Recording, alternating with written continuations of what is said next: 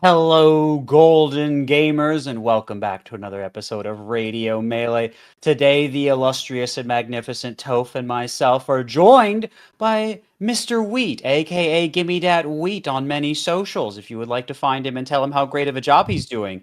If you don't know what a great job he's doing, I'd like to tell you what he's up to. He is part of Melee Stats and is involved with the rankings and you certainly, I know by now you have your own reactions to this information. So, without further ado, Wheat, welcome to the show. Is there anything I missed in the intro, and how are you doing today?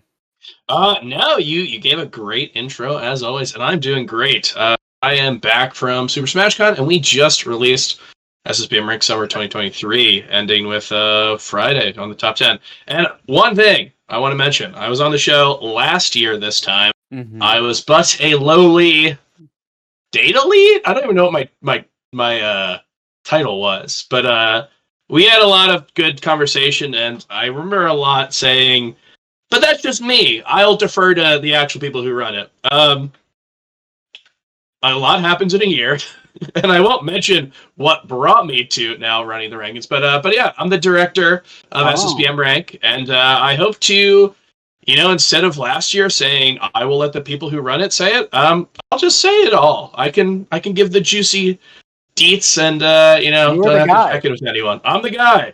Don't have to check it with anyone because I'm my own boss, I guess, for the time being. But yeah, wonderful to be on. I can't wait to talk.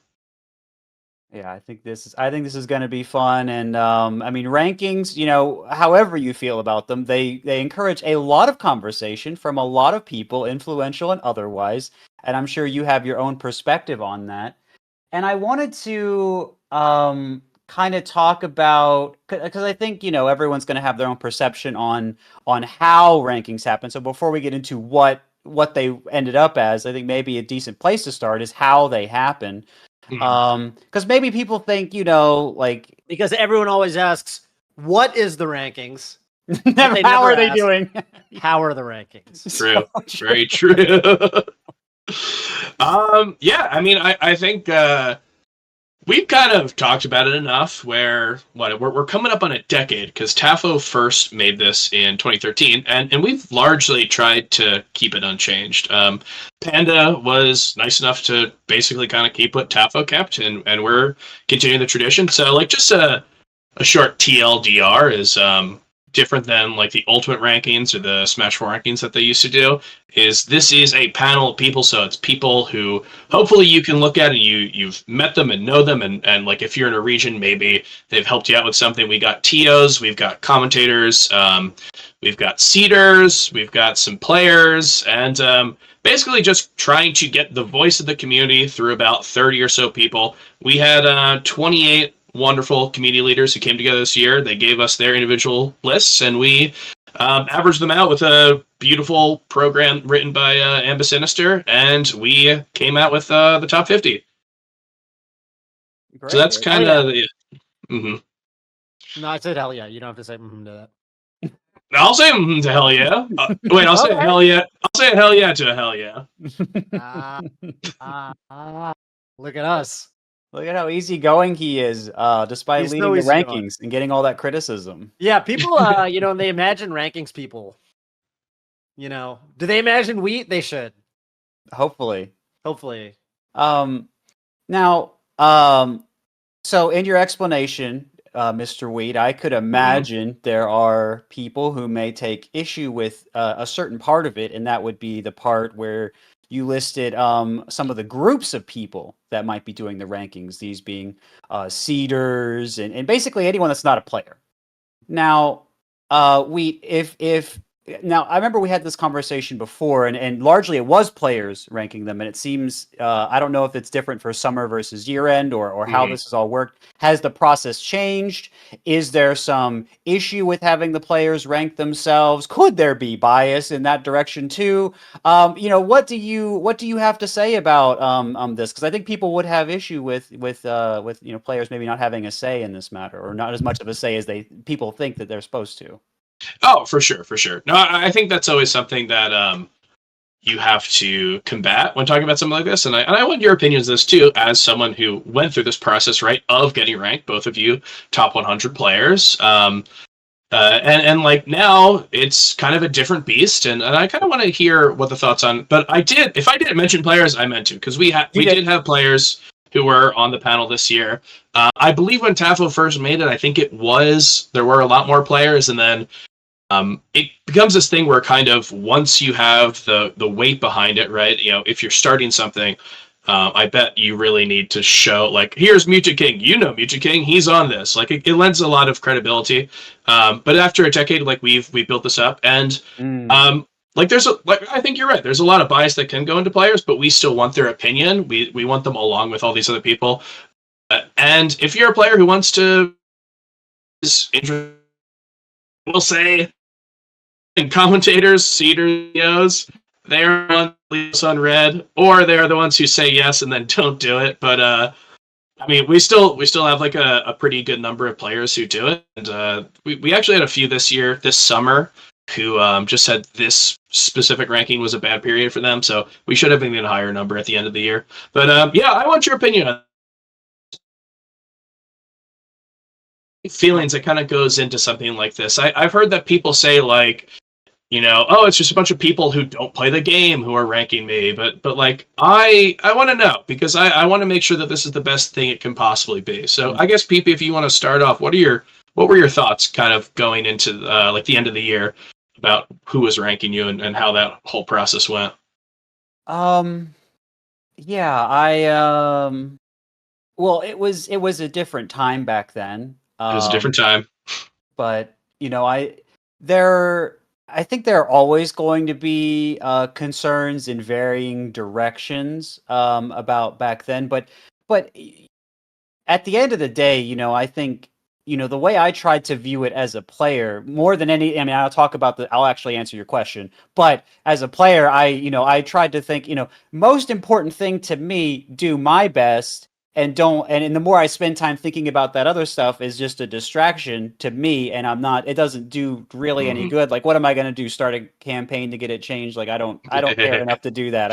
It doesn't matter to me enough. And so that may be partly because I started before, rankings are really a thing, but yeah, I mean, to actually answer your question, sure, I think, I think it's hard, right? Because I think if you have too many, you have players doing it, then, like, players like, oh, well, you're going to vote for me, right, buddy? Or, whatever, right? And then you can have, voting blocks in that way, I suppose, which you might still get, otherwise, but maybe it's harder to find people or whatever. But yes, on the other hand, maybe there's a downside of people that are they're not evaluating certain player criteria if they're on the outside. Like, we'll look at the example of Mango's Dr. Mario, which I'm sure will be a caller question, but if it's not, I'm sure it'll come up somehow. But the idea of how players might evaluate secondaries or burnout or these sort of things might be looked at differently, at least for some, as opposed to someone that is more maybe removed from the situation. And I'm not saying one way is right or wrong, but there is a difference in how that's going to be looked at. For sure. Yeah, it is kind of like the scary boogeyman type thing, right? Where whatever you're worried about, you can just be like, oh, they only care about this, and stuff like that. But no, I think it is interesting to hear that. I kind of want to hope that when you look through the list of people who had a voice in this, you go, oh, I know that guy. Oh, I've was TO'd by them. Oh, they told me like where to go at this major. Because I think it's really important that there's a lot of faces to this, right? I don't think that I don't think it's ever been like this, that like people are just like voted on by a shadowy cabal of people who don't have any skin in the game. But I want to make sure that players don't feel that way, because like, even if I don't think that's valid, if they think it's valid, then that is something that we should take into account.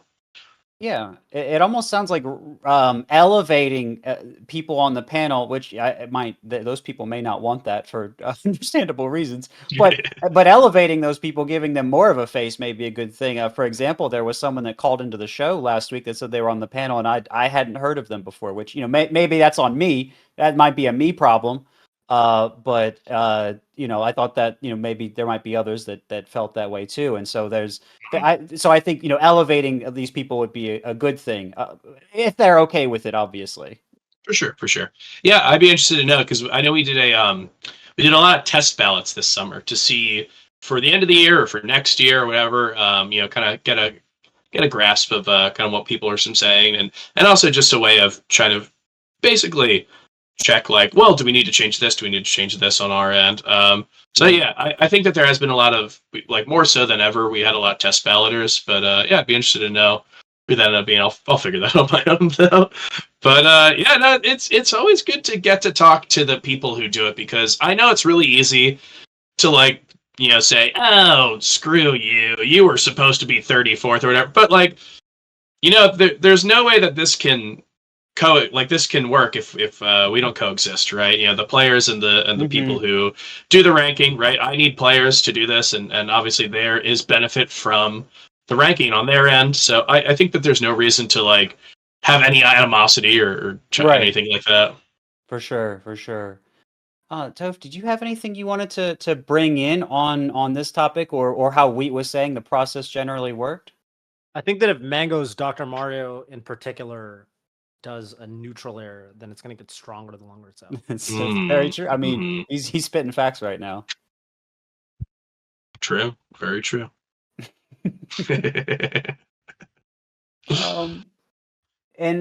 So I did not get the rankings pulled up in front of me, but I was I'm looking at some questions I have here, and I'm trying to pick some that I don't think people will ask. And while I'm thinking of questions people could ask, exclamation mark Radio Melee in my chat and Toph's to join the Discord, react with the GG React in the rules channel, and then the SSBM React in the assign roles channel if you would like to ask us questions. 3 p.m. Pacific, we start the show, 6 p.m. Eastern. We'd love to talk to you all. As I go back to looking at my questions, I'm wondering, so we have a lot of different people that do this, like you said, and they have different priorities. I was wondering, I'm sure you've talked to a lot of different people about how they rank people, their strategies. And I was wondering if what different strategies there might be, like not just thinking of terms of like attendance, how highly it's valued or not, but is there some sort of like discrepancies that you think are really interesting points of discussion, especially the ones that people might not think about or talk about so much? Yeah, I think one of the things that I love about the panel is that it leads people to have different opinions about the same exact thing, in a way where an algorithm will always kind of view the same thing the same way, right? Like an algorithm might really like it if you go to 10 events instead of 5, and a person might not be so swayed by you going to 10 events instead of 5 if you didn't get any more wins than some guy who went to 5, right? And like obviously there's positive and negatives to all of this, but I do think that having varied opinions leads to a better end product. So yeah, I've definitely noticed some things. I think should we get into Mango's doc? I've seen a lot of people who obviously did not count anything related to Mango's doc. I think that is pretty unilaterally how it was handled this year. But like in general, just ignore it. You hand wave it. Yeah, the larger aspect of like what do you ignore is a really interesting thing because I know that people went like, if you're a top player who went to a regional and you had like a loss and you still did well, I'm not really gonna care. Like Wisdom Melee, Cody lost to Zamu and won the bracket, and people really didn't hurt him too much for that. It was more like a positive thing for Zamu, if anything. But it's like it's hard to tell people that there's like, oh, there's 30 people, they all could feel a different way on it, but it'll all work out in the end. But yeah, like it's really interesting. And starting this year, I instituted a thing that kind of caught on at the very end, and hopefully will catch on a little more next year, is like panelist discussion groups. So we have we've got a Discord where like all 30 of us are in, and basically it's a good place to like be like, okay, here's the deadline, whatever.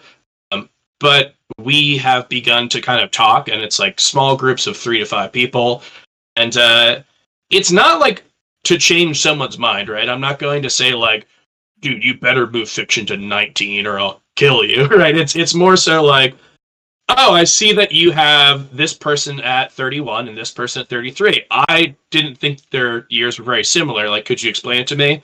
And if like it's really illuminating to hear what the person's explanations are, and then sometimes they go like, oh, come to think of it, I can't. Maybe I will reevaluate because sometimes when you just make a list without talking to anyone, it looks really good to you, and then the second someone asks like, well, why is this person here, why is this person here, you start to evaluate your own criteria, and it's helpful for not changing your mind, but just like making sure that you understand what you value, because talking to people, I understood that I really liked consistency for players in like the 40s to 50s. I didn't realize that until I talked to people and we like looked at my ballot and saw differences between other ballots. And there's definitely some differences. I think peaks versus consistency is always like the big meme.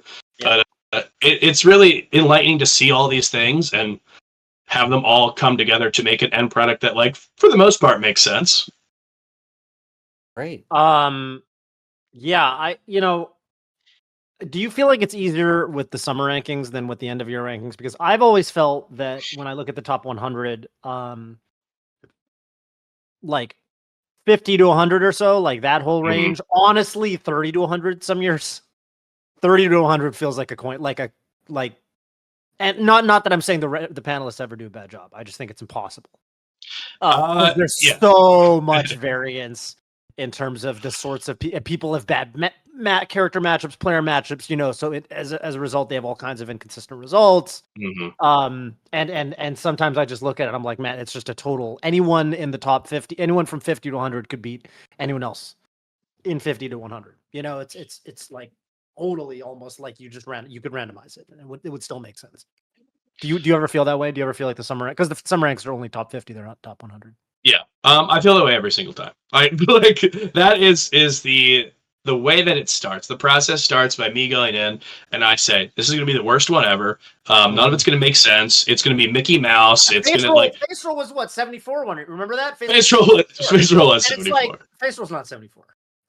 but if face roll 74, if you're telling me face roll 74, face roll 74, but yeah, no one wants to play face roll instead of the guy who's 73. Mm-hmm. You know what I mean? You'd rather play the guy that's 73, even though he's ranked higher. True. So it's just that's where all the really good, whatever AMSA with an H is like a little bit inactive, but also a little bit active. He ends up in that range, and it's like, and like Professor Pro ends up in that range. It's like all the people who are like really, really, really good, but a little bit inactive, or they went to like 2 tournaments and they did okay. They're always in that range, and then it's like, how do you evaluate that over somebody who's, what's a good, like a Casper or something. You know what I mean? It always feels impossible until you start to do it. Like I'm saying, like every single year I say, this is bad. It'll be the worst it's ever been. People will stop caring. And then you get halfway through your ballot and you go, this actually makes sense. Oh, okay. Yeah. And this person's next. And like it flows in a way that every single year I am ready for it to stop. Like I'm like, every year I'm like, this is the one where we mess it up and it'll be the worst it's ever been. And then every single year I come out the other end and I go, honestly, that was not as bad as I thought it was going to be. It's really interesting. And like I said, I think it's just one of those things of like, as you do it, you start to understand like what you personally value in a way. And then you go like, yeah, the person who's got like 6 majors, who's never been top 100 before and has got some good wins, I value that more than the guy who was like top 30 2 years ago and is now barely going to majors. I have, like, I think I said this last year when I was on the pod, is that I, despite the guy who kind of does it, I never think that these rankings should be taken as like 100% this person is undoubtedly, definitively better than the person one spot below them, because you could change so much, right? You could change one tournament difference, but even like, imagine last year Jmook was 6, and we just, instead of going from like Genesis to right before Genesis, we go from right after Genesis to Genesis. So we don't include Genesis 8, and we include Genesis 9 instead. Jmook would be top 5. Like, Jmook with a Genesis win would change completely. A lot of people's would change completely. Moki would be way higher. Like, these things would change so many people's trajectories. And it's literally just not even add one tournament. It's like, what if you just shifted over like a week? Yeah.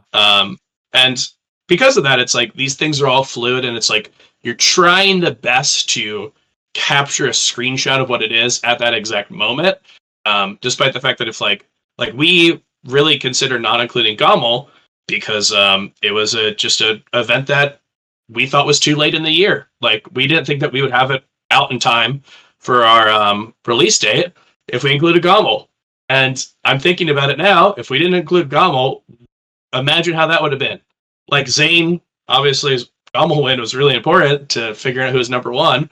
Because a week before, we didn't know anything. We didn't know if it was Zane, if it was Jmook, if it was Cody. Like, we had no idea who was number 1. So, like, the difference, like, literally 1 week can make on this is pretty huge. And that's for that reason I say, like, it's trying to capture something that is nebulous all the time and changes week to week.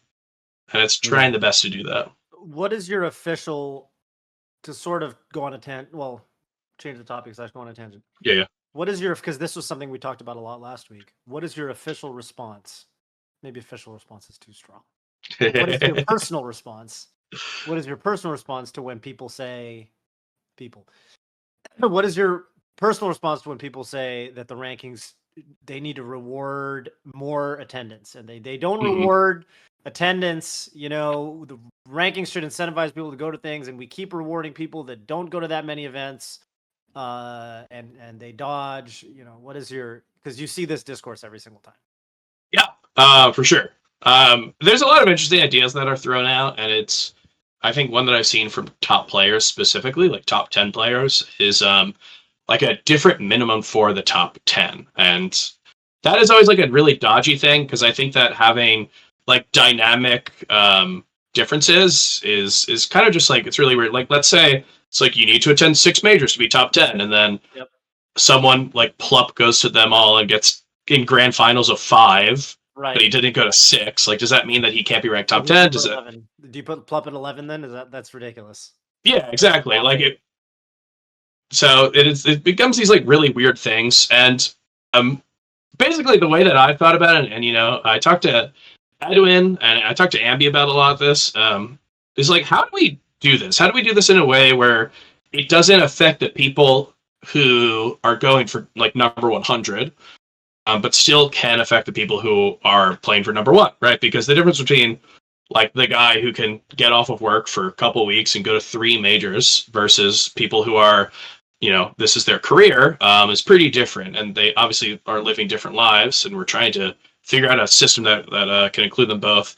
One thing we did this year is to kind of give you a peek back, pull like the curtain a little bit, is we changed how abstaining worked. So to kind of give you like a little history, is that like when you got a ballot, you had a list of whatever 120 people for a top 100, and you had to give a ranking on each of them, like a rating from 1 to 10.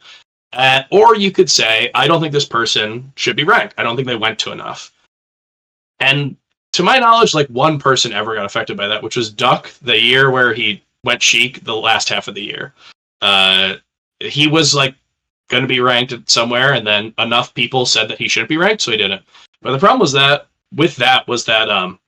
you didn't get your voice heard. So if you were a panelist, it never was a smart idea to do that, because like the amount of people who actually got abstained because of that was like literally only Duck. So you would basically just go, okay, my voice cannot be heard. This player will be ranked, but I will not be part of the ranking. Like 29 people then will rank him and not me. And it just became this thing where, because of that, everyone decided not to abstain on a lot of people, because it was better to have your voice heard than to do this thing that wouldn't ever happen. So we actually changed it this year, where if you want to abstain, you have to give them a score. Because if you say that Plup shouldn't go to enough, or didn't go to enough and shouldn't be ranked, I think that you should also say that Plup is 7th in the world or whatever you think, right? Right. You should be able to get to talk on both of these, and because of that, people should be able to abstain more. We did see people abstain on Plup, but not to the threshold that we had already established. So he did end up making it, but like that's something at the end of the year, right? When we look at 12 months of data, if someone doesn't go to a lot, the panelists can just say, I don't think that they should be ranked. Like they do not fit my personal criteria. And because we're able to take out the whole equation of like, one or the other, you can have it both ways in terms of like voting on them. We should be seeing more people say that, like, I don't think this person should be ranked, and here's where they should be ranked if you guys do.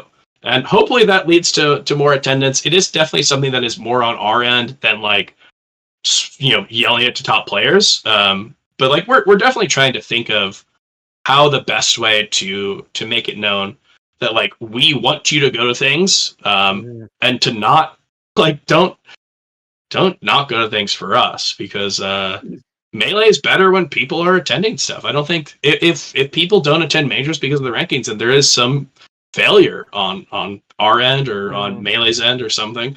So yeah, I want to try to figure that out, but it's just like this thing of, if we institute huge changes, how does that affect everything else, right? Is there like a domino effect to all of this, and suddenly like the pool of people who we could rank from is way smaller because we need them to go to 4 or 5 majors, which isn't feasible for everyone. Yeah, it's definitely an interesting thing, and it's going to be something that like we're going to deal with constantly, just like we've dealt with it constantly through these regime changes of like TAFO and Panda and all this type of stuff. So I look forward to working on it more, but that's kind of where we're at right now. Is we're going to kind of keep a little bit of a light hand on it all, while giving the panelists the ability to make their voices heard more than ever on this very subject. I have like a thought. Which Yeah. is that, what if the rankings already do a good job of incentivizing people to go to things, and the discourse is just wrong? It could be. So here's what I'm. So we've got Cody at 2nd, right, and J-Mook at 3rd, and Leffen at 4th. And Cody actually, well, okay, depending on how you look at it, Cody had one pretty bad tournament, got like 17th or whatever. J-Mook had one really bad tournament, Gommel, right? Leffen had one sort of bad tournament, but also won a tournament, right? But Leffen only went to like 3 tournaments. And I think that if we really did live in this world where the model is doing what I think certain people say it's doing, where you're not being rewarded for going to things, Leffen would have been above J-Mook. Yeah. Because J-Mook's valleys were just much lower than Leffen's. Right? But J-Mook went to a lot more. And J-Mook, I think, going a lot more straight up. Like, there's an argument. There's an outside argument for Leffen over J-Mook. And when I did my top 10 on my stream, where I was a lot less rigorous because I did it over the span of an hour, and I did things like I ranked Wizzy because I was like, I'm doing this on my stream, I can do whatever I want. So I get to put Wizzy at the place where I think I would rank him. I basically did the thing that you suggested, which is like, I wouldn't rank him if this was an official ranking. But this is where I would rank. This is the score I would give him. And by the way, because it's not an official ranking, I'm just going to put him on my list. Sorry, Kadoran. Anyway, that being said, I put Leffen at 3rd over J-Mook. Because I decided that having the record that I don't know, I looked at some of the player records, and also he had a huge win at LACS. And I was like, I think, that's pretty big. So from my perspective, J-Mook being over Leffen on the official rankings, that tells me that we do sort of, kind of care about activity. And I feel like it's not even like it's just organic in the sense that it's not that I think people are going out and saying we need to reward activity. I think it's just that if you go to more tournaments, you just have, on average, you're going to have a better average performance. The performance that ends up reflecting your rank is just going to gravitate towards. I mean, you just have more data points, right? You have a larger sample size. Isn't that kind of already the case? I mean, literally, you could look at Plup because, like, it's all Yeah, going to be anecdotal for example. evidence. But from Plup, talking Plup at to, ninth is probably right. If he went to a couple more things, Plup probably just can only go up.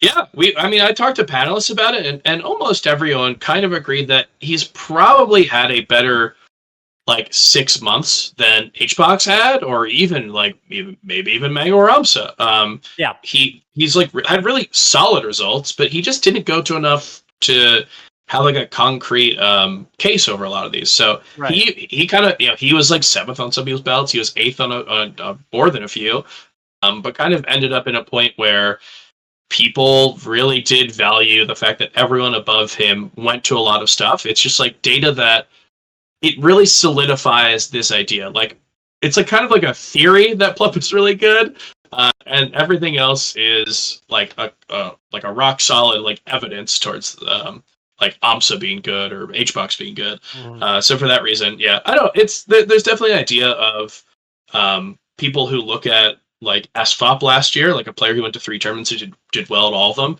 He got ranked really high, and I think it's easy to look at that and go, well, if I only went to 3 tournaments and they were my best 3 tournaments, I bet I'd be ranked higher. Mm-hmm. And I just don't know if that's the case. Swift is also an interesting one this year. Not to like go through everyone, but he literally got top 8 at one of the biggest tournaments, at one of the most stacked tournaments, LACS. He ended up 26 because he really did not go to much at all. And one of the tournaments that he went to, he got 17th, losing to 2 players outside the top 100. Like it there is a gambit, right? When you go to very few things, it's like you are gambling on the fact that everything you go to, you will play 100%. And if you have one bad event out of 3, it's going to affect you way more than if you have one bad event out of 10. So I do agree that there's something like that, but always open to hearing how this can change or how it can be better, because I literally think that every single year we put this out, we want it to be the best it can, and I don't think it's perfect. So I want to hear it. But yeah, I think you're right. In terms of generally, I think that most panelists do think that attendance is really important. And I feel like, especially this year, that shows when you look at the list itself. Well, hey, fair There you have enough. it. Well, we've covered the attendance topic. I'm sure no one will call in asking about that now. But speaking of, we're about to move in to caller questions. But Before we do, move into the caller yes. questions, I just want to tell a brief true story about the first ever rankings argument. Do you know about Hannibal of Carthage? I do not. Hannibal of Carthage was an emperor from Carthage who, basically, attacked Rome and terrorized the Roman countryside for, I think, the better part of a decade. And Hannibal of Carthage is often kind of hailed as one of the great war generals who I believe basically, if I'm not mistaken, really pioneered things that are considered really elementary now, like flank warfare, right? And Scipio Africanus was a Roman war. I'm kind of oversimplifying here, but Scipio Africanus was a Roman general who basically studied the Vauds. And he, from a very young age, was basically kind of brought up to be a military commander, and he was basically studying how to defeat Hannibal of Carthage, and he beats him in a great battle and in the Second Punic War, and basically leads Rome to a victory over Carthage. Defeating Hannibal, right, in battle. And many years later, I don't remember the context, but basically many years later they're at a banquet together. After it's like peace times, right? And they I think it was at a banquet. But Scipio and Hannibal are basically talking, and Scipio asks Hannibal, who do you think is the greatest general of all time, right? And Hannibal says, well, the greatest general of all time has to be Alexander the Great. And Scipio's like, okay, well, yeah, I guess you got to give it to Alexander the Great. He's got to be the greatest general of all time. But if he's the greatest, who do you think is the second greatest? And Hannibal says, well, it's got to be Pyrrh. I think I'm pronouncing that right. Pyrrhus of the Pyrrhic victory. It's either Pyrrhus or Pyrrhus. I don't remember if it's Pyrrhus. I think it's Pyrrhus. But Pyrrhus, the Greek king, and it's got to be Pyrrhus. Pyrrhus, the second greatest. military leader of all time. And Scipio says, okay, all right, sure. You can give that to Pyrrhus if you want. But then if Alexander the Great is your greatest of all time, and Pyrrhus is the second greatest, who's the third greatest general of all time? And Hannibal, without missing a beat, he says, me. It's obviously me. And then Scipio says, okay, well, then where would you put me if I've never lost to you in battle? And I believe that this was the first ever, basically rankings argument. I think historically, and it just goes to show you that, since the times of the Roman Empire, people have been beefing about where to place each other on arbitrary rankings. And top players will never get along when it comes to where they place each other on the rankings list. By the way, this story has a pleasant ending because Hannibal comes up with a great response that satisfies Scipio. And he says, well, if I did ever beat you, then I would surpass Alexander and Pyrrhus and all of the greatest generals in the world. And Scipio was delighted at this because he was like, wow, that means you're basically, I'm like number 0. You're putting me at like number 0. That means you're basically putting me at like unrankable. So he was satisfied with this answer and kind of was delighted at this unexpected flattery from his old rival. Anyway, that was the first rankings argument ever, and I thought you should know about it. I don't know if you're a history buff or not, but and here we are. Take that one back to the Discord, Wheat. Let them hear that one. Yeah, I will. I'll rally the troops. Yeah. Someone in my chat says Pyrrhus was actually related to Alexander. I did not know that. Also, he says Scipio copied all Hannibal moves, spelling both Scipio and Hannibal wrong. But that is also true. Yeah, like I said, he studied the VODs. Like he was like from a very young age, he's like, I'm gonna beat Hannibal in battle, and then he did. They didn't have VODs back then, but they studied something. He checked the maps. Exactly. Yeah. The maps. Or whatever. I don't even know how you do that. Yeah, maybe just someone talked about the battle. Someone was like, "This is what happened," and he's like, "Okay, cool. No, this is what I'm going to do then." All right, let's get into the community voice, which is related. It's actually it pertains to. We basically actually pulled you, the great people of YouTube, if you can call that great.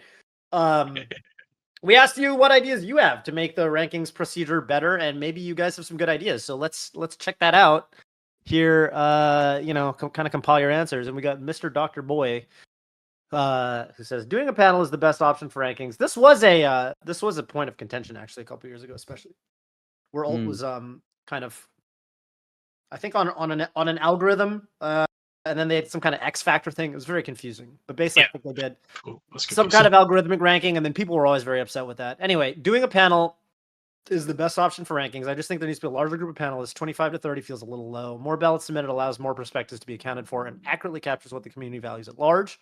I also think it'd be harder to be upset, argue with your ranking as a top player if you knew it was a panel of 50 or 100 or whatever the magic number is, because you can no longer feel like you're being slighted by just a handful of individuals. Though I understand this still wouldn't make everyone happy, and it's probably hard enough to find qualified participants.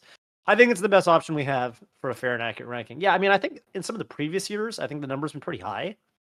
I think back in the SSBM rank days, sometimes it'd be in the 60s. The number of panelists. If I'm not mistaken. What do you think, Wheat? Do we need more? But I might be making that up. I mean, I'm always interested in having more, right? Like we have an open application, and obviously we won't be accepting just everyone. Like there's qualifications that go just beyond what test ballot will bring back. But like, yeah, we kind of had a little bit of a smaller list last year. We had 30 as well. 29 or so, and it really just was a scramble. Like the last year is definitely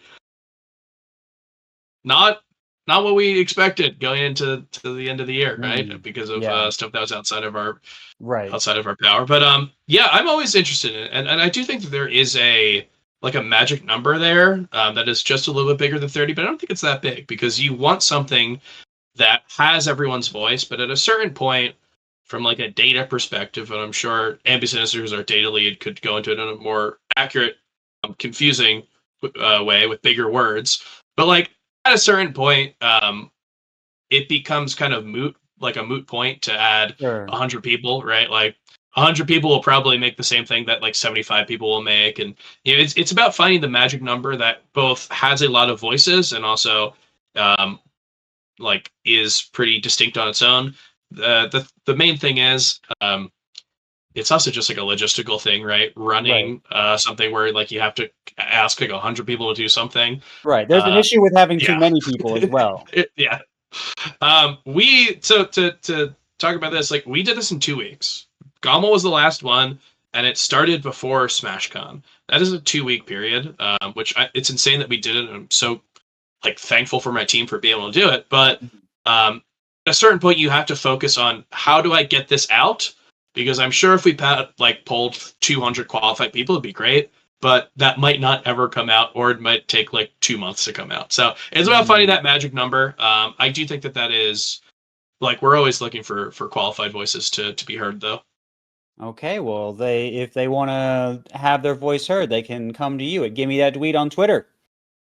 I'm sure there's Sure a better can. way to do it, but I don't know it. Yeah, well, whatever. It's fine. Yeah, well, is there an official channel they can go to talk to you? When we had an open ballot or an open application this year, we will.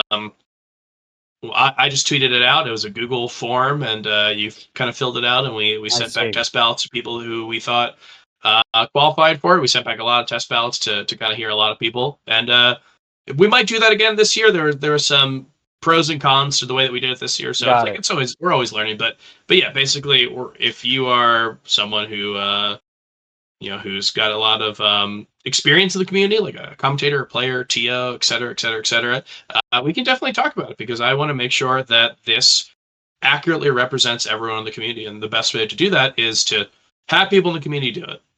Sure. Fair. Yeah. Okay, so they can check, they can look for that form closer to rankings time then. Mm-hmm. If they want to be involved. Moving on to our next answer from Nightisa. Apologies, I probably butchered that. But they say, I think the main problem with rankings now is that Melee is an organic esport, meaning we're trying with the dash. With the dash. Wow. Yeah. Like the old email. Yeah, I remember that. Meaning we're trying to tailor a ranking system to the players instead of players to a ranking system. With new games that have a competitive scene out the gate, it's easy to set clear goals for players who are looking to rank up. With Melee, I think we need to bite the bullet and just define clear rules and criteria for rankings. Some players might be mad for a generation, but I think it is the most future-proof solution since future generations of players will be able to align themselves more effectively. Rules can always be tweaked, but having clarity and transparency can only be good for people in the long run. So I guess they're trying to say like you need to attend so much or you need to do so well at a certain type of event or something like that to get ranked in this certain number, I guess is what they're trying to say. Yeah, I think when you play tennis or whatever, you know what tennis wants you to do to get ranked. Like the system doesn't change. And I think that's a great point. Like, and I honestly, like I talked about changes that can be made.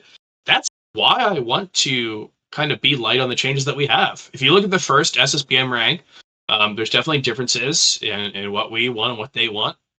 Difference in the community from 10 years and now is pretty huge. But for the most part, a lot of it's pretty similar.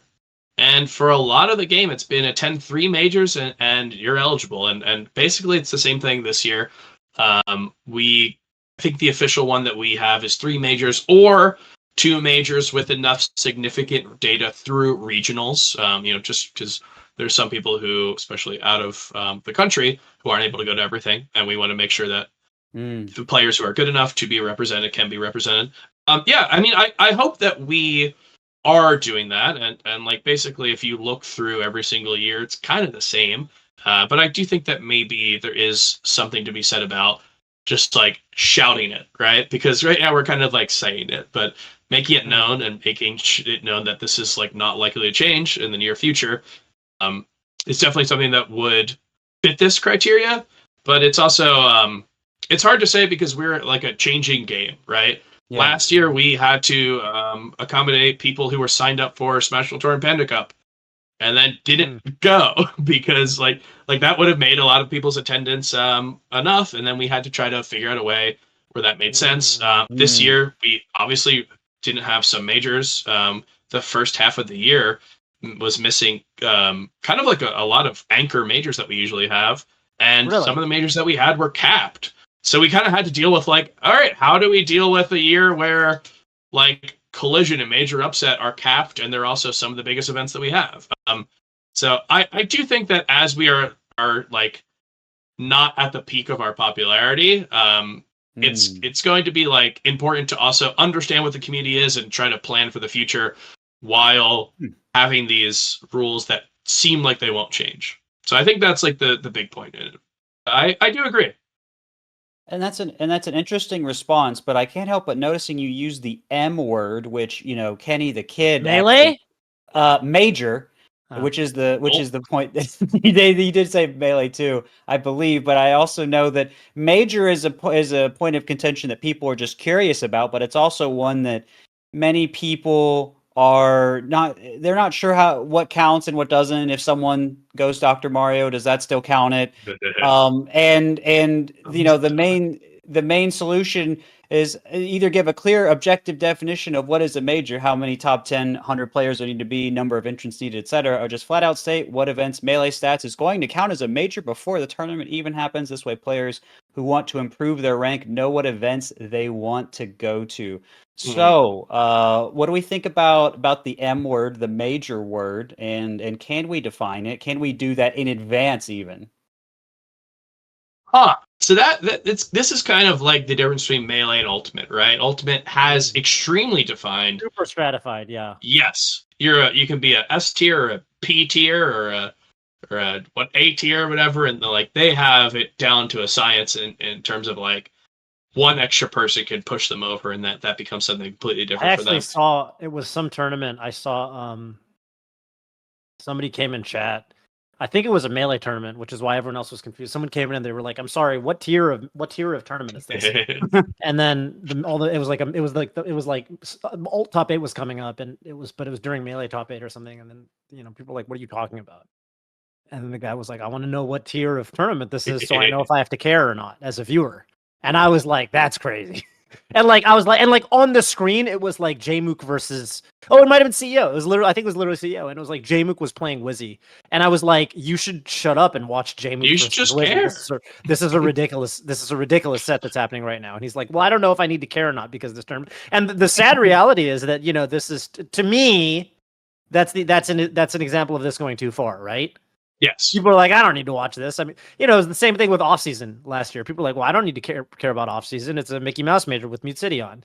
And I'm like, but Amsa's playing Wizzy and Jmook in sets that don't ever go to Mute City, and they all want to win because there's $10,000 on the line.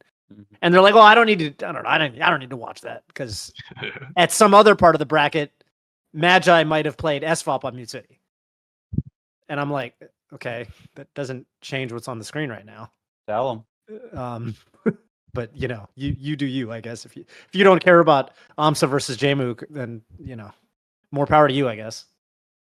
Yeah, I mean, I don't want to like I was actually going to bring up the same exact thing. I don't want to make it seem like it's like a huge straw man or whatever to say so, but I do think that when you start marking stuff like that, it's really good for a lot of tournaments, right? If you say like, oh, this like Genesis is the biggest tournament of the year, but a lot of this stuff is kind of able to be sussed out if you're in the scene long enough. Like, you know what's going to be big, you know, and it does. I do kind of think, like, at some point, would it hurt the other end, right? Would it hurt a CEO? CEO is a great example. There weren't very many top players there, but the ones who were there were really, really good. And maybe it would be a tournament that is on the same level as, like, an event that has way more people and way more, like, top 50 people, but not enough top-level talent. I just think when it comes to some of this, my thoughts on it are that we don't necessarily need it right now. And I think that one of the cool things about having this kind of nebulous thing is that it lets people decide how important something is. Because you can kind of go, well, winning Genesis is more important to me than winning Riptide. Or you could go, well, you know, let's say whoever wins Riptide had to go through all their demons to get there. I think that should count. It lets people decide these things for themselves, and I know that that's like not having these concrete tiers or whatever can feel like it's really nebulous and that everyone's just deciding their own thing. But I truly believe that like the panelists who decide this all get to, I trust them all to figure that out. And when it comes to the flip side, like what do these mean for attendance, right? Because I say go to 2 majors, go to 3 majors, go to whatever majors. What are majors? I think it is good to keep this somewhat nebulous because everything's a corner case, right? You can see someone who went to 3 huge tournaments or 4 huge tournaments, but if 2 of them don't count as majors because they're just under, then does that mean that they're allowed to allowed to be eligible for top 100? Generally, how we operate is that we view the top 100 as it's like one of the best historical indexes for Melee, right? You can go through and you can find some guy who you've never heard of, but you go, oh, they were the 70th best player 10 years ago. And they are alive in the history books for that reason. And like we can talk endlessly about how important this can be, right? Being ranked versus not being ranked can change someone's like how they're viewed. It can change their visibility in terms of stuff like that. And it can also just change their ability to get sponsors, right? We're obviously not in a time as we were years ago, but being ranked and being ranked higher still does affect that. And for all these reasons, I want to make sure that if you went to a lot, if you really tried, and if you have been a part of the scene, like if it's hard to tell the story of 2023 without telling the story of you, I would like you to be ranked. And if you went to basically enough, I want to make sure that's enough. So that's why I don't want to come out and say, there are 10 majors a year. Here are the 10. You have to go to this many. Because sometimes people might not be able to do all of them or not do a certain amount, but do a lot of other regionals or stuff like that. I gotta say, just to interject, because I don't think you're about to make this point. Yeah. I just want to, make sure that it gets said.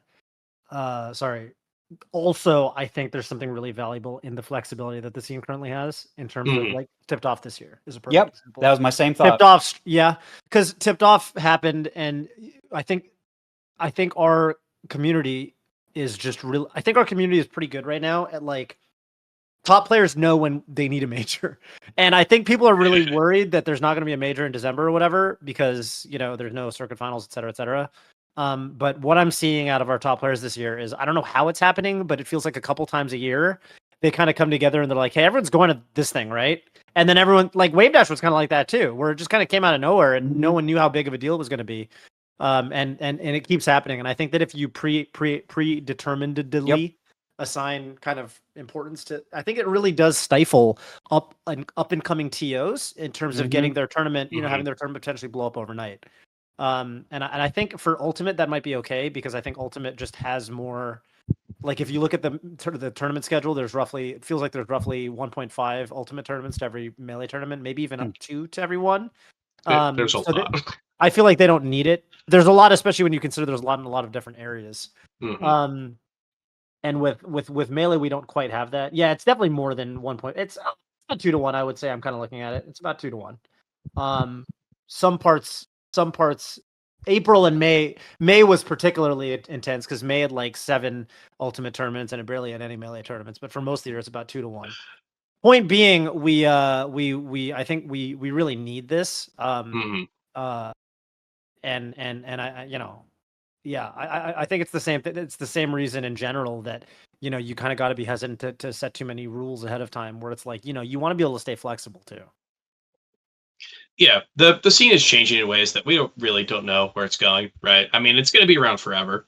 That much I'm pretty damn sure of.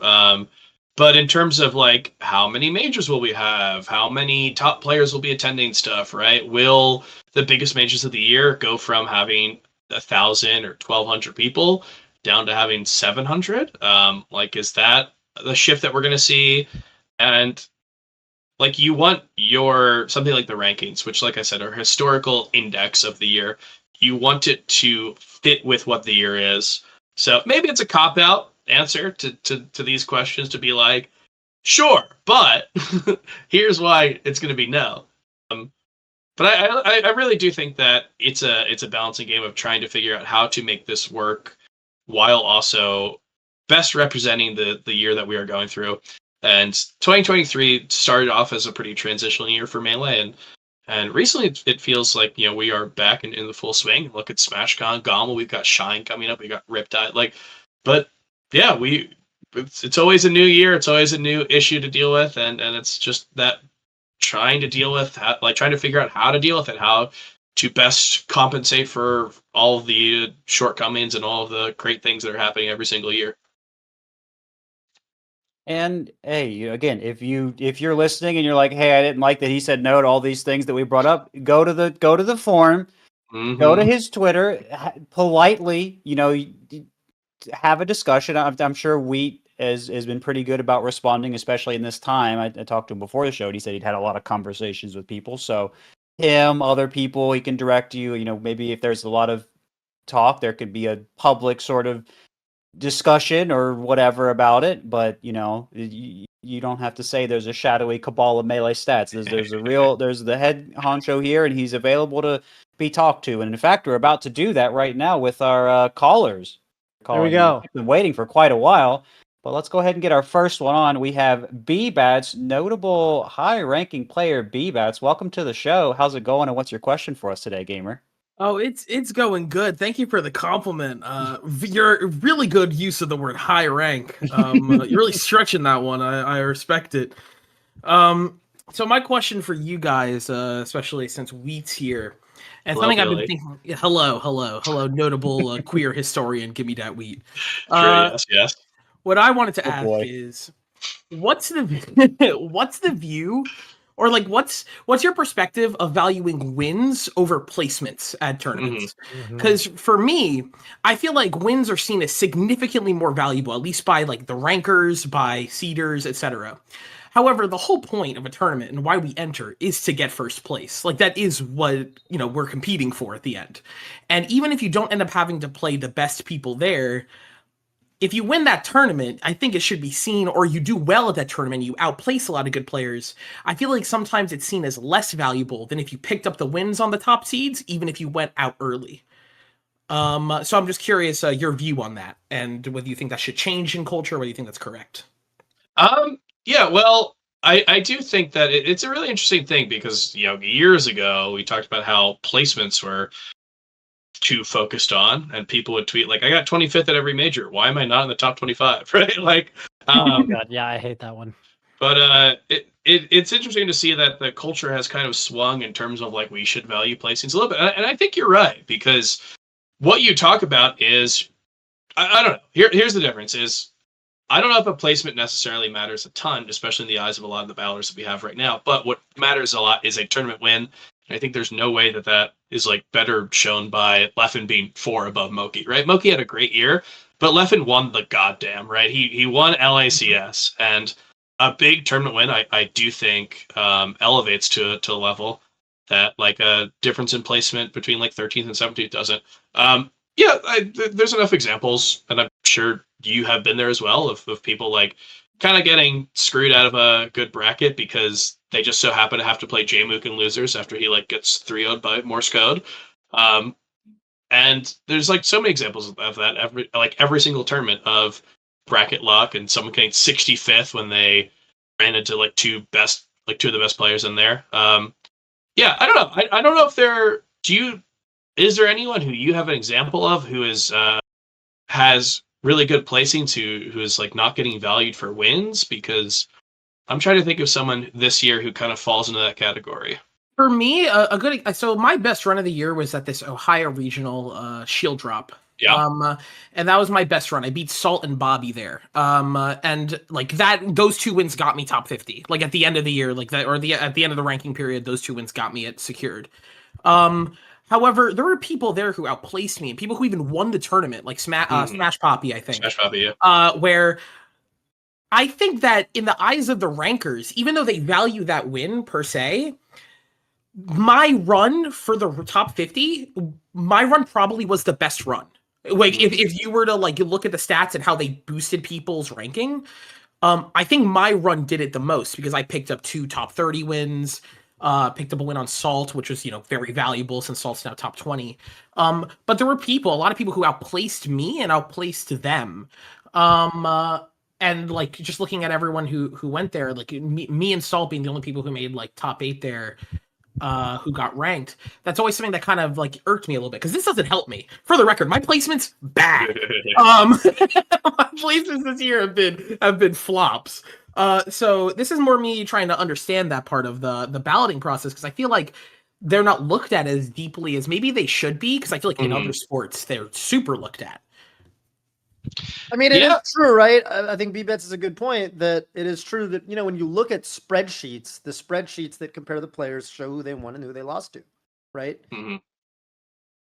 That's the primary, that's the chief criteria that's represented in the data source that the people kind of cross-reference. So yeah, Toph, I was just going to mention, I think it literally just comes down to how data is presented. And I think I was on here last year talking about like data presentation is actually like sneakily the biggest difference in how a ranking is. I think years ago, and obviously like Tafo would know more than me, but years ago, 2013, 14, 15, and all that, it kind of used to be a little harder to gather all that data. We didn't have the same tools we have now. It was on Challenge or like TO or something like that. Like there was all these different things.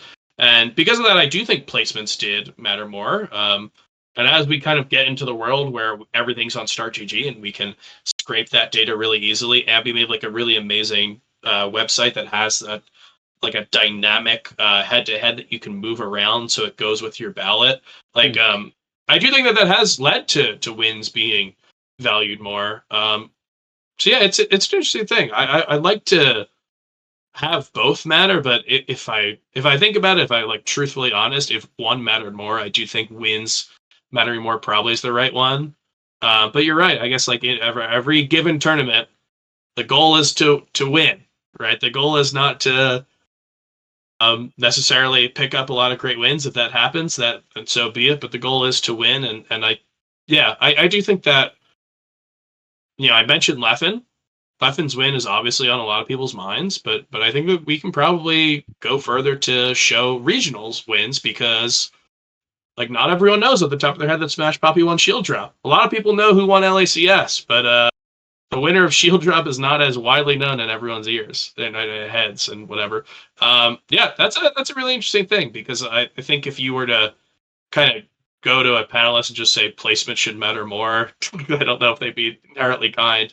But there's definitely like a really interesting idea behind all that, and I think it does matter. Yeah, I also think Smash Poppy was very close to making top 50. I don't want to reveal any specific data, but like he was top 50 on different balloters on panelist ballots. So like there were people who viewed that like that, but yeah, no, I think you're right. I think that there is an aspect of placements that can be just as important to certain people's wins. Yeah, no, I think it does it just because for me it's just like looking at different like the way different sports rank it. Like if you look at tennis, they don't care who you play. Like you get first there, you get a certain amount of points, you get second, you get third, you get a certain amount of points. You could play like an unseeded person or you could play like, you know, like Djokovic and like it doesn't matter. Something I think that deserves to be said too is even if rankings don't care how you placed, another very real incentive, especially for the top players that really does only care about placements is for better or for worse, the prize money. Yeah. You can beat, nobody and if you're winning the tournaments, you're getting paid. So it is kind of, it's kind of interesting. It's like if anything, that dimension of it, which I think gets more and more real the more you're trying to make it your career. Obviously, that dimension of it, really only like is in the complete other extreme, right? Where if all you cared about was prize money, and before, years ago, before the rankings got as solidified, and maybe before they existed at all, it was kind of the only thing that was really, that was the only criteria really that you could measure someone by as well. How much money are they making? And that's why Hanky Panky is the GOAT. True. Exactly. Very, very true. The most winningest. Yeah. We got to get the IRS to make it top 100. That's why we can have like both ends of the spectrum. Yeah. There you go. That'd be a good sponsor. Oh, hello, U.S. government. Oh boy. Yeah, I think you guys got my question, so thank you. I appreciate it. Thank you. Really Good appreciate you question. calling. Thank you, in. Billy. Any And shout I outs think for something us? I Oh, enjoy talking about too. Any shout outs? Shouts to the family. Shouts to Jersey Melee. They're the goats. Shouts to NYC Melee. Go to nightclub every week. If you're from Tri-State, it's fun. And I'll peace out. Thank you guys. thank you. Have a good one. You too. All right, we'll keep our callers moving. We have Eroyal. Hello, welcome to the program. Did I say your name right? Where are you calling in from, and what's your question for Yeah, us today? it's fine. Everyone Okay. mispronounces the name, and I'm fine with it. It has Okay. no correct pronunciation anymore. Okay, thank you. Okay. First of all, big fan of the show. Oh, Been thank you. listening for about 2 years now. Oh, wow. Yeah. Long I've time never, listener, first time caller. yeah, first time caller. I've tried to find a good time to call because it's super late for me, but also a good question to answer and not answer to ask. And one popped to mind a few weeks back, and I've finally been able to join you guys. So my question is those. Should low-skilled players be listened to or considered when talking about matchups or similar topics? Or should they be ignored as they don't have the sufficient knowledge to be listened to seriously? Also, I mean this in a way that applies to games in general. You always, obviously, I will assume you look at Melee, but I mean games in general, yes. Great question. I have a funny anecdote that is on the top of my mind because I was talking to somebody about it yesterday. That I can either lead with or I can tell later. But I've thought about this a lot. I actually want to make a video about it. The concept of like, yeah. So I think there's different ways to look at this. First of all, like when it comes to game design, even right, like I think that like the lower ranked player experience is something that I think more and more these days, like people, fighting game designers, right, and you really care about it when it comes to character balance, right? It's not just how good is this character at the top level, but what's the average experience like of like using this character or playing against the character. And I think in Melee, that's really, it really, especially because Melee is such an old game, I think that there's a lot of different ways to look at how matchups work in Melee, how characters function in Melee. Kadoran, I know, has been doing some tier lists on that I actually kind of think are quite funny and quite informative and instructive about how Marth's matchup spread looks very different at different levels of play. Yes. And and I've got some really funny. I've got a bunch of funny anecdotes about this question. One of them was that I used to play, and I think I said this on Twitter. I used to play Game and Watch when I was at the Twitch office. We would have these office rankings that you could challenge someone, and then if you beat them in a best of 5, you could go above them in the rankings. It was less of a rankings, and I guess it was rankings, but it was literally like you have to challenge the guy above you to a set, and you play, and then if you win, you move up. Anyway, so I was pretty high up with my Game and Watch, but it was really funny because there were 2 Marth players in the office, and one was way better than the other. One could short hop, nair, and dash ants grab, and chain grab, and you kind of do all the basic good Marth stuff. He could like wave dash and short hop forward air. And the other one would walk around and forward smash because he didn't practice and he wasn't a very good Melee player, but he liked the game, so he would play. And when I played Game & Watch, I had way harder time with the really bad Marth. When they play Dittos, of course, the good Marth is always beating the bad Marth, unless he gets tippered, then everything goes out the window. But for me, I would play Game & Watch, and I had a way harder time against this Marth who would just walk around and forward smash. He'd forward smash my shield, and I would it would shield poke me, so I have to light, and I shield poke me, I'd get tippered, I'd die at 30 because I'm Game & Watch, so I'd light shield, and then if I light shield, I'm in too much lag to wave dash forward and punish the forward smash. And he would just forward smash again. And I'm like, this is impossible. This is so hard. And I would fight the other Marth, and I don't know, I'd 3-stock him every game. Like he would like do some aerial, and then I'd grab him and do a combo. That's I don't know. fun, yeah. And this is all to illustrate that I think matchups and character knowledge and stuff. I think the low. It's not just that lower skilled players. Sure, you understand less about the game. That's fine. But also, I think what happens is that lower skilled players are also going to be, you have your own kind of experience. And I think that it is, even at a high level, I think it's good to think about and consider because sometimes it's like the fundaments of a matchup or a strategy or something. You need to take it into account. I think sometimes some of that stuff gets a little bit forgotten or lost in the weeds or something like that. So I think that if there's a I think that you can definitely have a say, and if there's some discussion going on or something like that. I don't think it's just because you're a low skilled player. I don't think that necessarily means that you don't understand the truth of some situation or the truth of some strategy or matchup. I think it just means you have a different experience, and I think that and it goes both ways, right? Just because someone's really good at the game, that doesn't mean they know what they're talking about. For example, in 2010, when I played Fox and I was housing Mewtwo King because no one told me any better. And I asked Mewtwo King, I was like, well, Mewtwo King's the best Marth against Fox. He keeps grabbing me and killing me 4 times in a row. So I asked Mewtwo King, I was like, hey, Jason Zimmerman, how do I beat Marth with Fox? What should Fox? And Mewtwo King said, it's easy. You just dash dance grab and you grab Marth's landings. If she does an aerial, you just dash dance grab it and then you up throw upper and he's gonna die.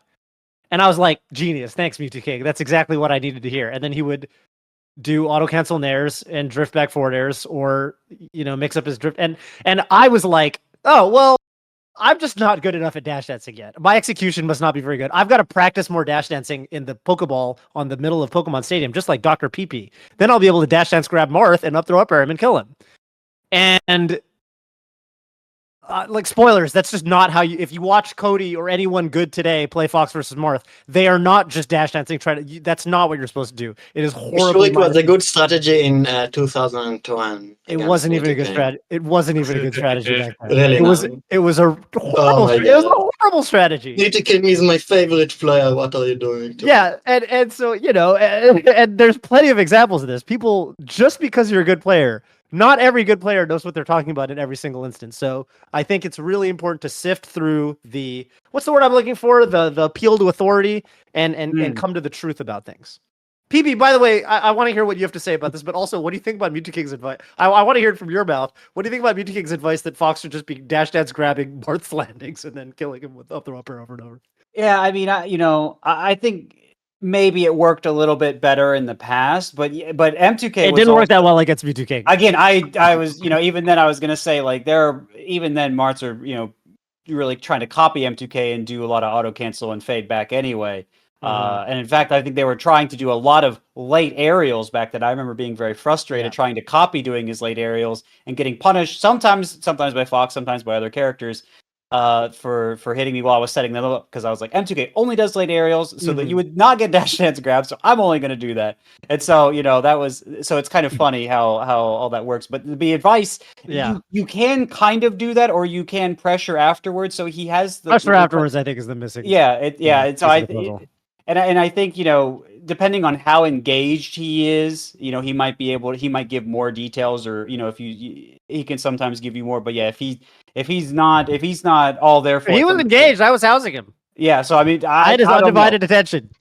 Sometimes Jason is he's all over the place sometimes with his advice, but that's not a knock against him. A lot of people have been satisfied with his Metafire or whatever. This is not an attack. Everyone's clear on that. But I think your point about people. Yeah, I should qualify that I love Mewtwo King to death, and I rib him a lot, as I think a lot of people from back then rib him a lot because it's funny. It is funny, I think your point overall is very funny about this reminds me of another example. I have another example of this. This is the one I call the Armada Gaslight. The last summit Armada was ever at. He was like, I'm really thinking that people should shield grab Peach's float forward air more often. Whoa. And I was like, huh? He's like, yeah, Peach players mess it up all the time. You should just shield grab. Like most Peaches, they just mess up the float cancel forward air on your shield. Just shield grab them. And I was like, Armada, you were smoking crack cocaine. I was like, I'm to this day, I am convinced. Sorry to cut you off, PP. I'm convinced that this is the last gift Armada decided to give to the Peach community. He's like, before I go, I got to do something for all the Peach players out there. I got to spread this gospel that you should try to shield grab Peach's forward on your shield. It's just saying the 2040 meta. It's just saying the 2040 meta, I'm sure. Well, I don't know, PP. You could talk to me about how it how you felt shield grabbing Armada's hair. Yeah, I mean, not Armada's fair. I mean, if he's saying other peaches are messing it up, I mean, Yeah. but it's hard to mess it up. It's hard to bad. mess up. To mess It's it up hard to that mess bad. up. Like you can It's mess it up a hard. little bit, sure, but that I mean, you have a lot. Anyway, He was straight faced. He was stone cold serious. I was like, Armada, you are crazy. I mean, Anyway, again, sorry. maybe Sorry to cut you off. maybe there's again something I'm not aware of, but there's I won't spend a whole lot on this. We want to hear what Wheat has to say as well, our guest of honor here. But I also wanted to say that I think your point, you bring up a good counterpoint, Toph. Like we're talking, okay, well, the question is, should we listen to lesser skilled players about topics? And I think the answer is yes. But I think also, there are high skilled players that either might not know about a matchup or they might or even it's about their main. They're like, oh yeah, you'll see the problems with your main more. And this was much more common in the past, but it still shows up today where people can be like, my character sucks and this is why, and you just do this and you win.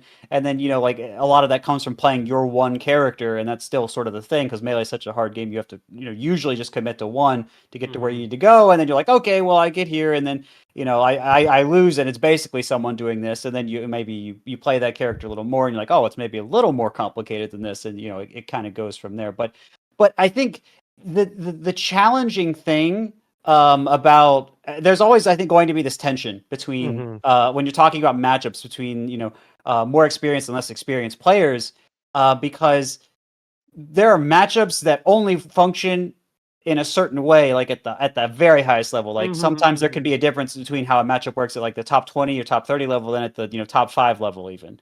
And so there can be and I think one example of this for me is Marth Sheik, where I think I was thinking Marth Sheik. Yeah. Where it gets better and better and better for Marth, the better both players get, until, in my view, Marth finally can come out on top, or at least you said make it even or whatever.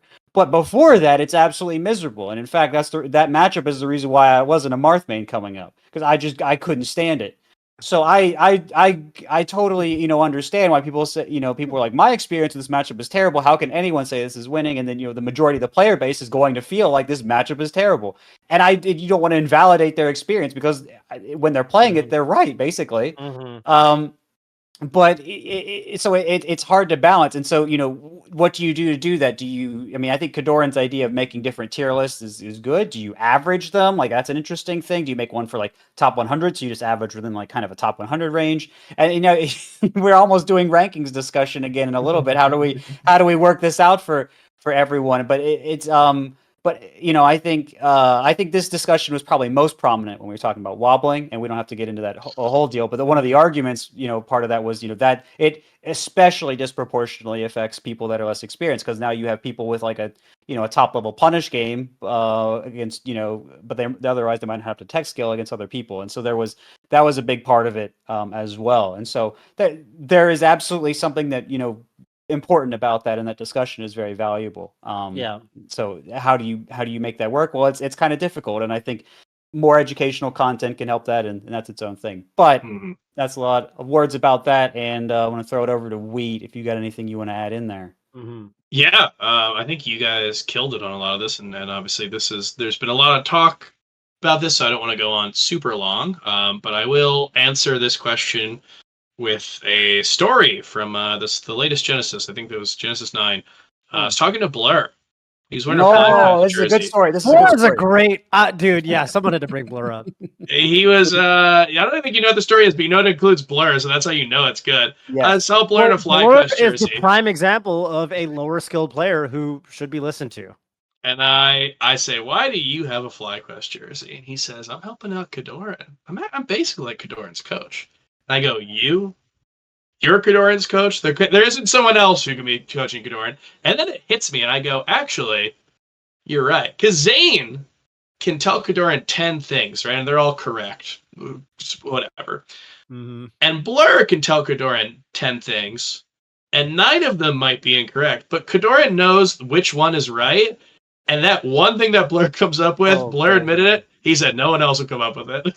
Yeah. You gotta sift through to get to the actual stuff when it comes to Blur. And it's I think in general, like a lot of people can have a lot of ideas on some stuff, and sometimes you're in your own little zone. And I think that like it probably the top of the top might not get affected by this as much as other people. But yeah, sometimes it's good to kind of look outside yourself and listen to what people say, because especially if you're a good enough player, you understand what ideas work, and you understand what to take. Like, you don't take everything as gospel. You understand what to take out of it, and there's like kernels of truth and some stuff. So yeah, I think that I think we should all be listening to Blair a bit, but you should know. We'll be very happy with this outcome. You should know what to listen to Blair on, and I think that that is proof that yes, there is. I think there is merit to listening to people from all different skill levels. Yeah, and I think Melee, by the way, because we talked, you mentioned Eroil. It's fine. It's fine. Well, how do you say it? It's just fine. I adapted, like, it was supposed to be pronounced But if a you didn't certain adapt way. Eroil. It was supposed to be Eroil. And I'm not Eroil. expecting you to say it like that. Right. And I'm not That's actually expecting really you to say it cool. like that. I'm gonna say it like that, Eroil. Okay. Thank you. I was gonna mention that Melee is a great, because you mentioned different games, and I think Melee is a good example actually of a game where it's very valuable to sometimes listen to so-called lower skill players, because I think Melee is the kind of game where there's a lot of things to specialize in. There's a lot of things to specialize in, and even Blur was talking about hack stashing years ago, years before it was a technique that most Mars were doing, right? But he was obsessed with it. Me, I was one of the first species that was really using shorten a lot. I would shorten side B all the time. There was, I think I was hanging out with Mango in like 2010 or 2011. I like showed Mango how to shorten, and I remember one time on stream he's like, "Yeah, Toph showed me how to shorten." I always remember that. And I was obviously not. I was a top 100 player, but I wasn't top 10 or top 20. But there's lots of things in Melee that there's a lot of really good examples. Bobby Big Balls, who's these days obviously is considered roughly top 30, 40, but even back when Bobby Big Balls was a little bit worse, but very inconsistent or whatever, there's still certain things that Bobby can do that none of the other Falcos can do, right? Some of the ways he ends his combos on Yoshi's, and you're like, that's genius. I mean, who could have thought of that? It's just like, wow, that is so brilliant, right? There's a lot of ways you can be somewhat, you're not the best player of your character, but you can bring some really interesting ideas to the table. Squid the Cat, probably. I watched Squid the Cat's Falcon, and I'm like, that probably was the only way to kill there. Like, there's probably no other way you can get a combo into a knee at that percent. He's just really, he's not a top level Falcon player, but there's certain times you see him, and it's like, that was probably the best thing that you could have done. Melee is a good example of this. There's a lot of ways you can specialize. You can pick certain things that you, even if you're not the best player, this technique you're the best at. You know the most about it. You know the most about the percents it works, where how it works on the stage, et cetera, et cetera, et cetera. And I think these days the best players in the world, like Zane, this is why Zane is very good about listening to a lot of different players. Anytime you go to a stream, if someone mentions something to him, even if they're a low level player, he'll at least listen to them and see if he can implement it. Yeah, and that's something I was listening to We Talk, and I thought about it too. I was like, oh yeah, no, I like getting I always kind of do the same thing as Zane, is I like hearing whatever people had to say, because you never know. They might be someone who does just grind something out, or they might be a lab monster and they don't tweet anything. They've never shown their power, but they're just decided to say something to you on a YouTube comment or Twitter or your stream chat or whatever, and they've just decided to tell you something, and you'd be better off listening. And I think just that openness, I think, is really helpful, because like you said, Toph, there really is so much. Absolutely. But yeah, I mean, there can be a lot to sift through too, so I get why some people don't do that as well. But that being said, Royale, It's fine. thank you so much for calling in. Do you have any shout outs for us? Oh, go ahead. Yeah, I do have some shout outs, and something that a little bit, because you did mention like how Melee is such a good example of this, but at the same time, I feel like it might be considered a bad example of this as well, because it's not going to get any balance patches. So, and like I won't get too deep into it, but this game originates, like this idea of a question originates from a game that I'm playing. I never touched Melee. I'm a pure spectator. I play this game called Super Smash Mobs, which is a Minecraft version of of Wow. of not Melee but Super Smash Brothers in general. Mm-hmm. And like what happened is like I said like to suggest ideas. I like to like discuss matchups. I have very opinionated ideas on matchups, and like in a discussion with like one of the best players, Mm. he basically said to me, "No, you're straight up wrong. I play Slime, the same character as you, and I beat every single Enderman, Mm-hmm. and you know nothing." And I like posted a super detailed explanation of why I think Enderman beats Slime.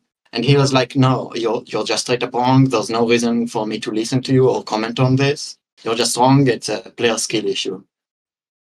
Yeah, I mean, it's It's always a shame when they hand wave. I don't like that.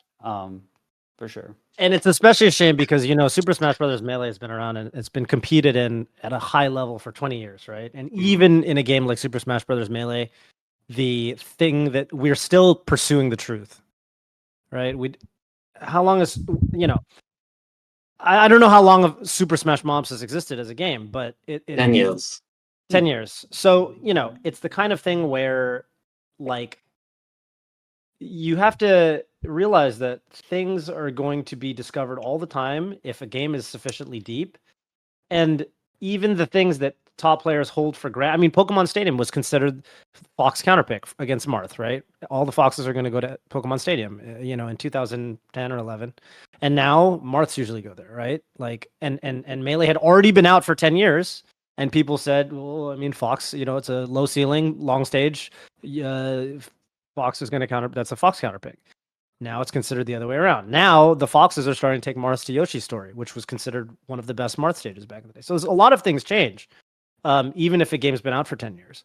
And top players, are still, you need to stay flexible in your opinion. So I would say that it's unfortunate that this person's being stubborn because I think that what's considered the truth or the standard opinion, the meta, if a game is sufficiently deep, that's going to develop all the time.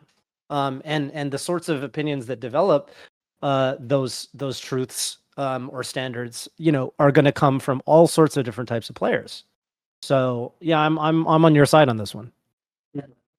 Thank you for helping me win an argument. And for my matchups, shout outs. First of all, shout out to the Super Smash Mobs Reborn community. If you're interested, it's a bit of an advertisement, but if you're interested in checking out, it, for sure. Yeah, Super Smash Mobs, a version of Super Smash Brothers in Minecraft. Google Super Smash Mobs Reddit, and you can join the community. But you will be destroyed because it has a melee-like skill ceiling for some reason. Wow. Okay, Cool. and Really cool. shoutouts to my girlfriend Lisa, and shoutouts to Dwarves vs Zombies. All right, thank you. Awesome. Thank Have you. a great one. Yeah, Bye-bye. man. All right. Eroil. Super Smash Bros. I'm gonna have to check that out later. That sounds cool. I mean, I've never, I just think it's kind of fascinating because, I don't know that I've seen a lot of Super Smash. How do you say, platform fighters or Smash likes or whatever. You very rarely see 3-dimensional ones. Yeah. So that's kind of I don't know. That could be kind of a neat. That's an interesting idea. Yeah, blueprint for the future, even perhaps. Mm-hmm. Toph, you gotta learn it and tell us about the Slime Enderman matchup. We need the final decision coming down from Toph. Yeah. Just say it's even. It's probably There you go. It probably is even. I say all the melee, I say all the melee matchups are even at a high level. All the top tier matchups, anyway. Not all the matchups, obviously. Some are pretty bad. Sheik Bowser's pretty bad. Sheik Bowser's pretty tough. Pretty Yeah. tough. And hopefully a matchup that is in someone's favor. Oh, look at me trying to segue. Nice segue. Is Wheat versus the community voice. Wheat versus the YouTube comments. That's right. Unless there's anything else you want, even. Unless there's anything else you want to bring up beforehand, Toph. No. Okay. No, I got to tell my story about Hannibal and Scipio. That was the only thing I wanted to. That's very good. Sure. Glad we got to do that. Yeah. Bit of trivia that you can, you can impress the guys at the Melee Stats Discord with. Oh, there you go. The first ever rankings argument. Did he have an elephant? Was that a Hannibal thing, elephant, or am I just thinking of like a Sif? Yeah. Okay. No. I think that was a Hannibal thing. If I'm not mistaken. Which is it's a 6 strategy. Yeah. It's a 6 strategy referenced in Lord of the Rings: The Two Towers. Oh. Well. Or Return of the King. Maybe Return of the King. Anyway. Community voice. No segue this time. Also referenced in Star Wars, because I think ATSTs are kind of like elephants. They're the elephants of Star Wars. AT-ATs? Cool. AT-ATs. Oh. And elephants never forget, just like PP. There you go. Segue. Right. Take the segue. Just like we never forget to ask you, the good people out there, what your thoughts are on this upcoming question, which is going to be from Wheat. And I don't know if we need to stall for you while you think of it, but we can do that. No, I actually have one, and I'm gonna break from the rankings, man, for 1 second. Okay. Because we already talked about rankings. Obviously, the community voice last week was for rankings, and I think that there's always some interesting stuff going on. And I got to talk to GG Nunn this weekend at SmashCon, and we talked about how the community is so different. Like years ago, if you look at what we had, like we mentioned, wobbling was around. UCF we were still trying to figure out, and obviously we just saw it at SmashCon, but Stadium was always unfrozen, and like the community has changed in ways that like I remember years ago I thought it was crazy to ever do any of that, right? I thought it was crazy to change this stuff, and maybe years from now we will think it's crazy that we're still having whatever, right? An 8-minute timer or Randall or like Wispy. Like we might be thinking that these things are so crazy and how could we ever have them? So I want to ask kind of the community, what should we evaluate? What are things that we think might, we look back on in 5 years, might be something that we couldn't believe that we had? And how are some ways that we can change this? Because we have a pretty robust online community. And I think one of the cool things is that if you look at like ideas like timer or stages or something like that, or like even controller bans, is that like, it's really scary to do this at your event because your event can matter, and in a very pertinent topic, it could matter for rankings, right? It could matter for your local player base, and kind of doing these to experiment could kind of backfire in ways that might not really work out. So with such a robust online community, I'm saying that we should be trying to talk about these ideas, get some online tournaments that don't count for rankings, right? And get them to like give us some data on this type of stuff. So I guess, yeah, what are some things that we think like 5 years from now we'll be shocked that we are even dealing with it anymore? Like kind of like looking back and saying, I can't believe we ever played on Rainbow Cruise. But so a little bit of a hard thing to say because obviously it's not 5 years from now, but I want to kind of, bring that to people, see what they come back with it. I think that's a really interesting one that they can chew on. We're going to come back and we're going to say, I can't believe it took us so long to unban wobbling. True. And I can't believe it took us so long to unban Mute City. Oh, there you go. There you go. Mm-hmm. Off season's gonna happen. And we're gonna go, honestly, bring this back. On to something. Dude, I like those stages. Don't get me started. You can't plank on Mute City. You cannot. You definitely cannot plank on Mute City. You also can't recover. Yeah, true. Those things are lame. Oh, well, hey, thank you so much, Wheat. A fun question. I'm looking forward to the answers, but good discussion today. Really glad we're able to get you on, talk about all sorts of things. Thank you for your time and everything else. Do you want or need a chance to plug yourself again where people can find you or Melee stats and all that? Yeah. So if you want to follow me, I don't tend to tweet too much, but give me that weed on Twitter. Obviously anything that comes out about the rankings whenever we need to talk about kind of when the period's going to end or if we're going to open up applications, that's going to be there. So if you're interested in that at all, that's a good place to follow. Melee Stats is kind of the collective that I am in, and we do a lot of things, a lot of things. But if you want to follow us, we post like results. We have columns that Edwin Budding writes every Monday. We've got columns that SF writes every Friday that show you where to watch Melee, like where Melee is happening, with the streams, where to watch it. And obviously the big one is SSBM rank. This is the first time that we had full reign to actually like work on this for an extended period of time. Obviously last year, because of the panda situation, we were scrambling, and a lot of these ideas were, it was less of how do we make our mark on this, and more of how do we put this out. And getting the runtime of however 6, 7, 8 months really changed the way that we look at this. And we put a lot of time into blurbs, photographs. Like, we wanted to make sure that when you read this, and not just look at the list of it, when you actually read the blurbs and look at the player cards, I want you to feel like you know the person more than just hey, this is Fox number 38 or Sheik who's number whatever. I have been lucky enough to meet a lot of the top players and have I know their personalities. But not everyone can do that, and I think that if nothing better than the rankings to showcase that. So I want to give a shout out to obviously the great team that we have working on it. A lot of work was put in to make all those blurbs happen. We have a lot of wonderful photographers in the community that have only been getting better somehow, and we're so gracious to use their work and collaborate on it. So one last plug, SSBM Rank Summer 2023. You can find that. We have that over on the Start GG Medium page. You can see it on Start GG. You can just Google it. I'm sure it'll show up. But yeah, check through that, read through that, look at the pictures. I legitimately think that this is one of the best products that the rankings have been, in terms of not just the numbers or the rankings itself, but in terms of everything else that goes into it. So check out the hard work that the team has done, because they deserve it. They did a lot of hard work in 2 weeks, and I cannot believe that it's so good. Mm-hmm. Well said. Well said.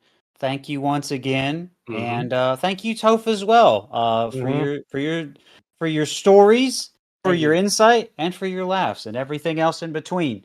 And thank you all, everyone out there watching, listening, tuning in. We will be back next week, but for now, this is Radio Melee signing out.